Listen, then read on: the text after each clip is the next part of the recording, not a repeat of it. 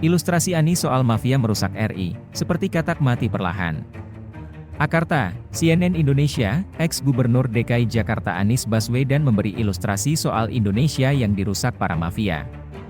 Menurutnya, proses perusakan itu terjadi perlahan seperti katak yang mati di dalam panci. Hal itu dia katakan dalam acara Temu Kebangsaan Relawan Anies di Tenis Indoor Senayan, Jakarta, Minggu 21 Mei. Saya beri ilustrasi, katak dimasukkan ke dalam panci yang airnya dingin, kemudian kompor dinyalakan pelan-pelan. Air yang asalnya dingin lama-lama menjadi panas dan mendidih, ujar Anies.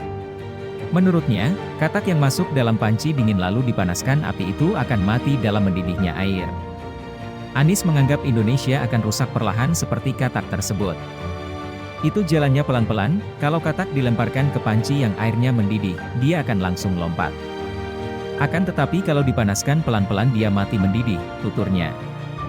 Menurut Anies, proses perusakan dan penyimpangan di Indonesia terjadi secara perlahan. Oleh sebab itu, kata Anies, proses perusakan oleh mafia tersebut perlu disadari pemimpin di tanah air. Pelan-pelan, proses penyimpangan itu. Bila pemimpin-pemimpin di Republik ini tidak peka pada persoalan ini, maka persoalan ini akan secara bertahap merusak Indonesia, kata dia. Ia juga menegaskan, Indonesia akan dihabisi mafia yang akan terus bertumbuh. Menurutnya, persoalan tersebut harus diselesaikan bersama-sama. Anies menyoroti soal mafia pemilihan umum, pemilu, hingga menara seluler alias BTS. Mulanya, ia menyinggung ihwal sulitnya petani mendapatkan pupuk.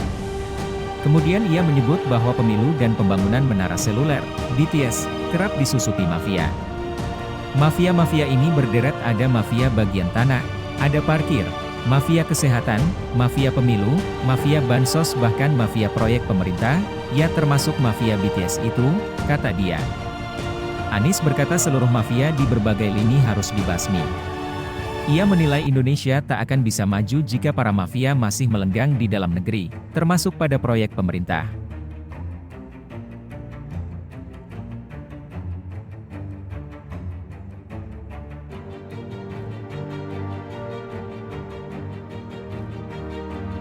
Anies sebut SBY lebih banyak bangun jalan gratis ketimbang Jokowi.